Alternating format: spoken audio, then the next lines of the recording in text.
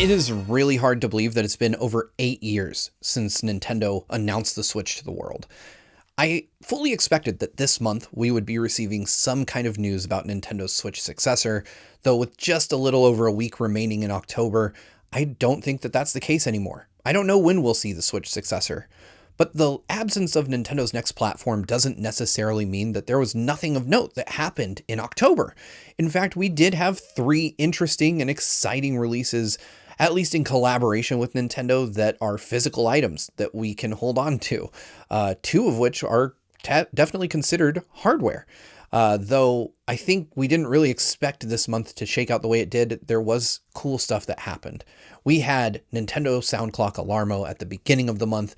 We had the Master Sword 1-to-1 replica, which is just hitting shelves here in the States. And we had this weird, curious Joy-Con 2-way charging stand that doesn't really make sense given how much time is perceived to be left in the Switch's life cycle. I picked up all 3 of these this month with my own money and decided that I was going to give you guys impressions on them. So today we'll be talking about all 3, what the value is, why they exist, what they are, and whether you should go out and pick them up. But before we do all that, let's have a quick word from our sponsor. This video is sponsored by Factor 75. With the holidays around the corner, I'm trying to save money more than ever, and we all know takeout is more expensive than ever. Thanks to Factor, I'm able to save money and eat better at the same time. I get chef-crafted, restaurant-quality meals delivered right to my door. And the best part, they're ready to eat in just 2 minutes. How convenient is that? And if you're feeling a little gourmet, you can try some meals that feature premium ingredients like filet mignon, shrimp, truffle butter, broccolini, and asparagus. And if you need to change things up, Factor is super flexible. Change your order up every week with plans from 4 to 18 meals per week, or pause or reschedule your deliveries anytime. Get 50% off your first Factor box and 20% off your next month of orders using my link. Click the link in the description or scan the QR code on screen with your phone and use my code GVGOCT50. Thanks again to Factor for sponsoring this video, and now let's get right back to it.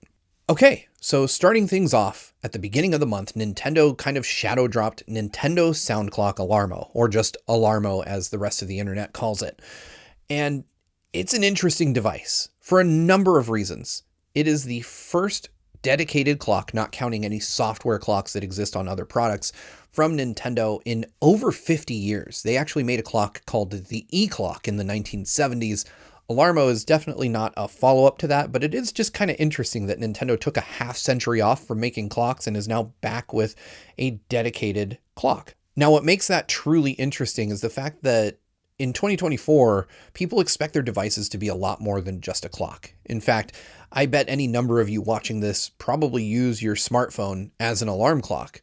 I doubt very many people have dedicated alarm clocks on their nightstands. But since Alarmo came out, I've been using it for exactly that. I stopped using my smartphone alarm clock and switched completely to Alarmo to test a number of things. One, do the technological claims hold up? Nintendo claims that Alarmo knows when you get into and out of bed, it tracks your sleep data, and I wanted to measure that against devices that exist for that purpose. I have an Apple Watch, and I've used it to track my sleep, but more on that later. But let's talk about what Alarmo is.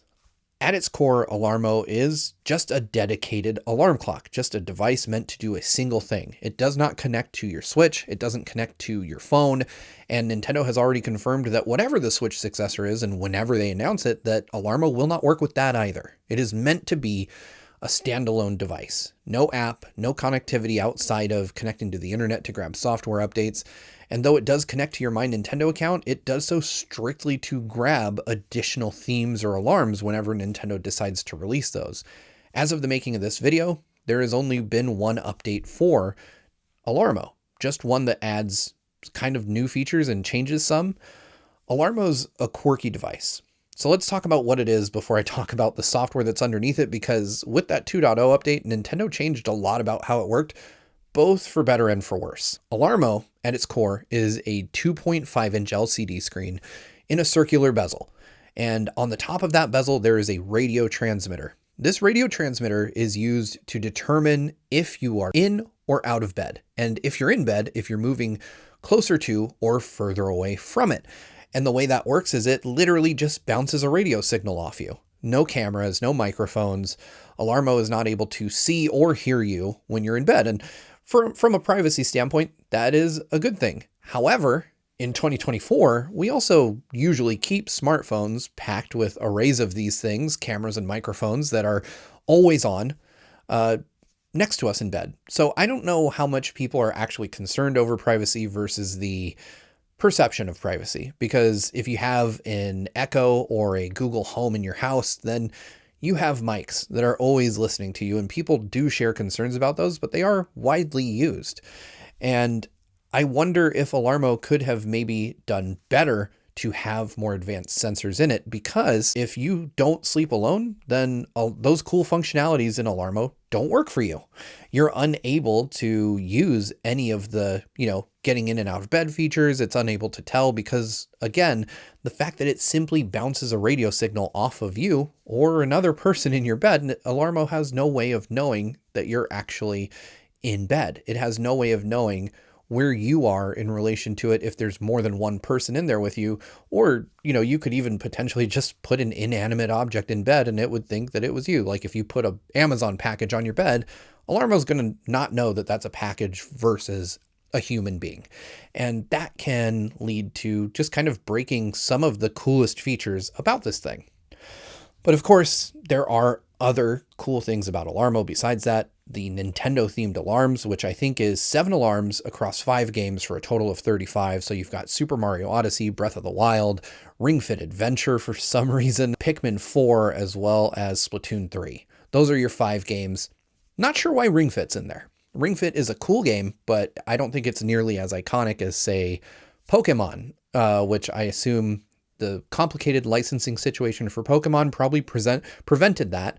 It may also just be that Nintendo's trying to market Alarmo more towards adults with disposable income, but that brings into question the whole doesn't work with another person being in bed with you situation.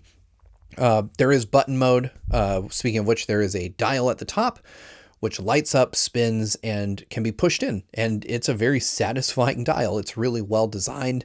Next to those, you have a back button and a messages button to display notifications. Basically lets you know when there are software updates available for Alarmo. However, every time that I've seen that I have a notification, it is just a tutorial to explain a feature that was already explained to me when I first started using Alarmo. So how well does it work? Alarmo actually works surprisingly well. The rudimentary technology in it does not prevent it from functioning exceptionally well. I tracked my sleep with both my Apple Watch and Alarmo, and they were accurate to within minutes of each other. I got the same kind of sleep metrics, and while I couldn't upload those to an app and keep track of them in a place where I'd much rather, like my phone or anything like that, it was interesting to see that you could get results that were close to what a very expensive, like a $300 Apple Watch could provide on a $100 alarm clock that just sits on the side of your bed. And frankly, sleep tracking data is not something that I'm super interested in. What I am interested in is the fact that Alarmo made me interested in having a healthier relationship with my sleep. And what I mean by that is there are simple things about Alarmo that make sleep more interesting. Just the idea that I will wake up to random Nintendo sounds has me excited to see which alarm will be up on shuffle that day. There are some that are truly cool, some that are not. There's also this feature that is designed to make you want to get out of bed. Basically, your alarm clock, if it detects that you're still in bed, will try to hurry you up. In the case of having the Zelda theme on, for instance, it will start playing the Guardian theme from Breath of the Wild, which, if you've ever heard it, is a very stress-inducing song and makes you want to move or get out of that situation. And then, of course, when it detects that you're out of bed, you're rewarded with some kind of victory fanfare for getting out of bed in the morning. And while Nintendo specifically said they didn't want to gamify sleep because they didn't want people to develop a kind of unhealthy relationship with their sleep, I do find it motivating for my alarm clock to essentially urge me to get out of bed and then to reward me in some small way for doing so. If Alarmo was made by another company, I would expect fully that at some point I would get some version of it that addressed all my issues with the first gen. But this is Nintendo we're talking about, and Alarmo feels kind of like a labor of love for the company, something that they wanted to do out of passion. Perhaps this was Satoru Iwata's quality of life product that had been mentioned over a decade ago at this point. Maybe this is what that was, and they wanted to carry this through for his legacy, but I don't envision a world in which Alarmo gets a second pass, in which Nintendo makes a second generation or more advanced Alarmo. I feel like this is something that Nintendo wanted to do and that some engineers within the company were very passionate about, but something that ultimately will become a footnote in Nintendo's history, and an intriguing one. I bet in 20 years, people will be buying Alarmos off eBay for a ridiculous amount of money because Nintendo just kind of dropped the product line after that. And that's not to say that that's a bad thing or that it communicates some type of lack of confidence in the product, but Nintendo is first and foremost a video games company. And I just don't see them making this like a third pillar of their product line. Could be wrong, and I'd be happy to be, because I would love to see a more advanced Alarmo that gives us some options hardware-wise that maybe address some of these issues, that make it easier for it to track multiple sleepers, or that make it possible for them to enable further robust functionality. Maybe it could talk to the health app on your phone and upload the data there. Stuff like that, that I personally think would really make this a mass market product. As it stands, Alarmo is something that is really only going to appeal to big Nintendo fans, people who want to own a piece of Nintendo history, and who want something that, transports them in some small way into Nintendo's video game worlds. I think that there is the beginning of a product that could change the way people interact with their sleep, but it's not fully there. There are also things that I'd love to see just from a tech perspective, such as the screen not being a 2.5-inch rectangle inside of a circular bezel. I would love to have just a screen that took up the full space of that really beautiful bezel. It is a really fetching alarm clock. That kind of race car red or Nintendo red is really nice. That megaphone shape is really interesting. The speakers sound excellent. They're very clear, even at full volume, which is not something I expected from an alarm clock this small, but it's got really great audio engineering packed into it. But beyond that, when you look past it, it is an alarm clock. And so it's an expensive alarm clock that does some interesting things, and Nintendo fans are really going to love it. Outside of that, though, it's really not going to appeal to a lot of people. I'd love to see a second gen Alarmo that just does more, but I doubt that's ever coming. Moving on, we have the second release of October, and this one is something I've waited a very, very long time for. In fact, so long that I kind of gave up hope on it ever coming several years ago.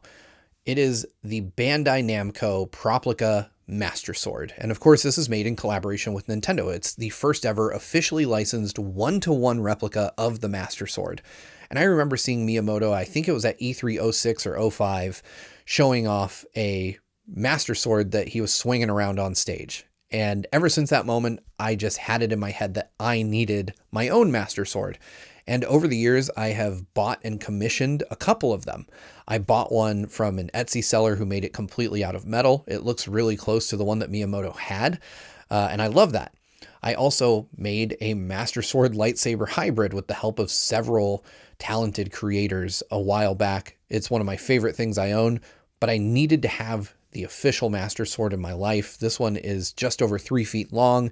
It is a prop and a replica, but it is meant to be as accurate to the source material as possible, while still being, kind of a toy by nature. So it is quite realistic in terms of the fact that it looks just like what you see in the games, but it is also very obviously made of plastic. It's not meant to look like metal. It's meant to look like as close of a representation to the in-game item as it can be.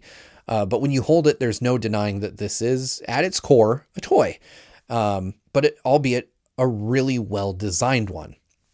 The Proplica Master Sword is currently available, I think, at the Nintendo World Store in New York. I got mine from Japan, and it's been part of my backdrop since I got it, but it comes with several things. You've got the Master Sword, you've got a really, really well-detailed sheath for the Master Sword, and then you've got a stand that can hold either the Master Sword, the sheath, or both.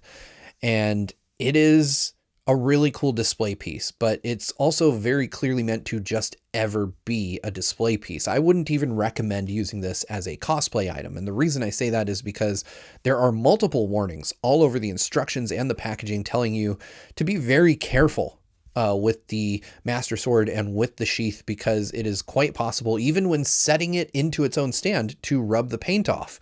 Now, that didn't happen to me, but the amount of warnings Bandai Namco has placed all over the instructions and all over the packaging about being careful with the finish of this tells me that this is probably not something you want to strap to your back and take around with you, because it will show wear and tear fairly easily. These are display items meant to be put on a shelf and just shown for eternity, but you can use them. There is some utility to them. You're definitely not going to swing it around and clash it against things. You're going to destroy it that way. When you hold it, you realize how ridiculously light it is, but it does do a few things. And they're pretty cool things. So once you get some batteries into your Master Sword, it takes 2 AA's, by the way, you can set it into 2 different modes. There are 3 buttons in the pommel of the Master Sword that are pretty well hidden. An A, a B, and a C button. And these buttons, depending on which mode you're in, do different things. In mode 1, which is the default mode, you can change the mode by flipping a little switch on the bottom of the sword. It will play music from various Zelda games, from the original 8-bit Zelda all the way through to Breath of the Wild and even Tears of the Kingdom.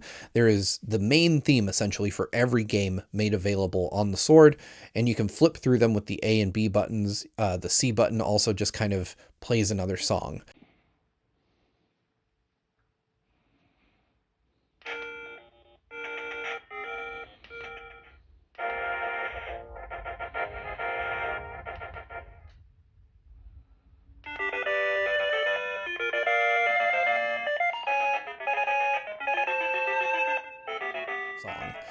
Mode 2 for me is far more interesting. It actually plays sword sounds, and you can even hold the C button to put the sword into charged mode, which is essentially that same kind of state that the Master Sword goes into in Breath of the Wild when it detects dark enemies nearby, evil enemies, and the Master Sword goes into its powered up state. It will then make sounds from Breath of the Wild that match up with that mode that the sword goes into. One of the most interesting things about it is that if you mash the sword swing button, you will eventually hear the Master Sword break, and the sword will stop responding to all inputs for 15 seconds, kind of mimicking the Master Sword needing to recharge, which I thought was a really cool little addition.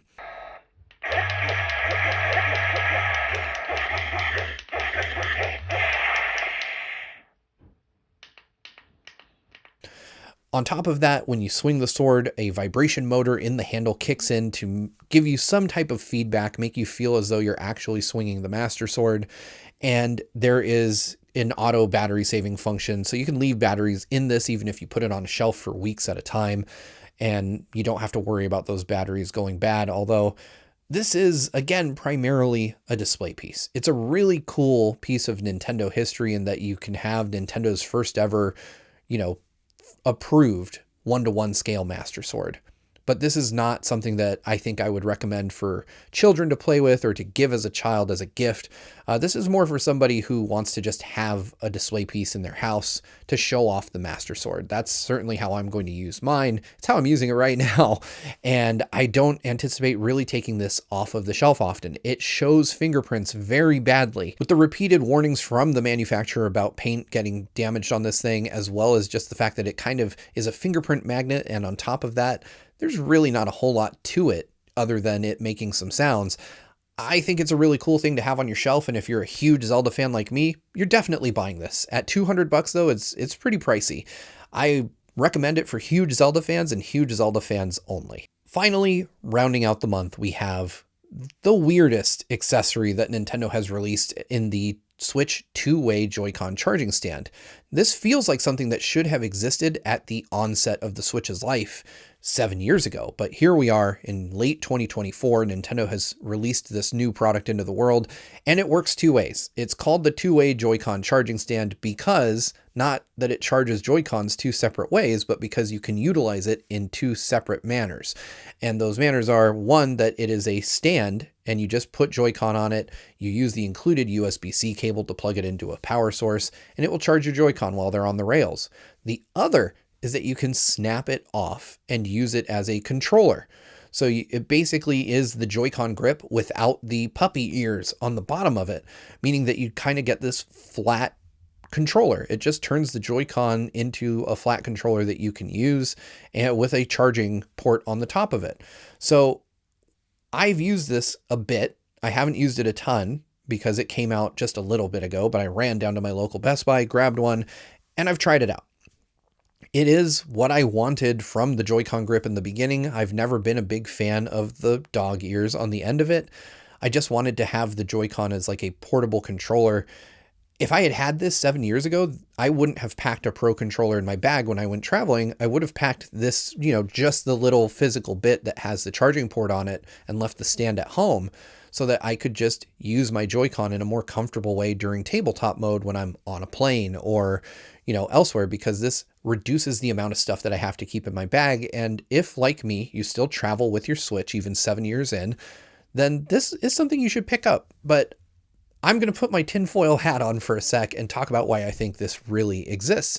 I mentioned at the top of the video that I'm kind of surprised, as I think a lot of people are, that the Switch 2 or Switch successor has not yet been announced. And if you believe the rumors, and frankly, the rumors seem fairly credible at this point, that the Switch 2 or Switch successor will be bigger than the current model of Switch, then the Joy-Con that come with that, or whatever control input scheme Nintendo decides to ship with their successor, almost certainly won't be compatible with the existing style of Joy-Con. They'll either be too short or too tall, or there's just some difference in dimensions there that make them unable to physically dock onto whatever Nintendo releases in the future. So you need some way of charging those if you don't want to break backwards compatibility with existing Switch games. So I have to believe that the current version of the Switch will be compatible with whatever Nintendo releases next year. And I have to believe that Nintendo's next iteration of the Switch, or whatever they're calling the Switch successor, will be in some way largely different to the existing model of the Switch, meaning that there's some type of physical incompatibility, but there's enough difference in functionality that we're going to need to use Joy-Con for certain titles, not unlike the way that the Switch Lite lacks some of the features of the current existing Joy-Con, and thus for certain games you have to have a pair of Joy-Con even if you want to play them on a Switch Lite. I think it's going to be a similar case. So Nintendo releasing this is kind of just a way of priming us for the fact that we're going to need some other means of charging Joy-Con so that we can continue to play them. And I firmly believe that that's going to be the case. How many of us are going to actually do that? I don't know. But I bought these basically anticipating that I would need them in order to keep at least a pair of Joy-Con at the ready so that I could use them with Switch 1 games on whatever the successor is. But that's it. That wraps up October. We had a very weird October from Nintendo, but not a bad one. I actually like all three of these products. I think Alarmo is cool. I think that the Master Sword is one of the coolest pieces of Nintendo merch that I own. And this little Joy-Con holder is kind of a cool, like, travel controller you can use. Saying nothing about, future functionality or what will be expected to do to keep our Joy-Con charged in a future where that spot that is currently occupied by our Switch is occupied by something else. So I think this is actually one of the more exciting months I've had in a while, because I love new hardware. I love diving into stuff, and I love checking out what Nintendo releases. And of course, next month we have the PS5 Pro. So there's a lot going on here towards the end of the year. It's been a great year for gaming. It's been a very interesting year to be a Nintendo fan, as we're all just kind of waiting with bated breath for Nintendo to take the wraps off of their next console. And instead we get three unique pieces of hardware from them that have nothing to do with their game console business, or at least very little to do with it. But I want to know from you guys, did any of you pick any of these things up? Did you pick up this Master Sword? Did you pick up the Joy-Con two-way charger? Are you thinking the same thing I'm thinking, that this is just kind of a step towards the future of Nintendo's console business? And finally, did you grab Alarmo? Are you using it the same way I am? And do you have the same kind of technological misgivings with it that I do? Or are you just kind of loving it? I mean, I love Alarmo, but I definitely would love to see a Gen 2 that does a bit more. Anyway, that's going to do it for me today. Thank you guys so much for watching. Make sure to subscribe to GVG. We're getting towards the end of the year. We're going to be doing Game of the Year. We have a lot to discuss. 2024 has been crazy. If you'd like to support us, patreon.com/gvgaming is where you can find out how. Thank you guys so much for watching, and I'll see you next time.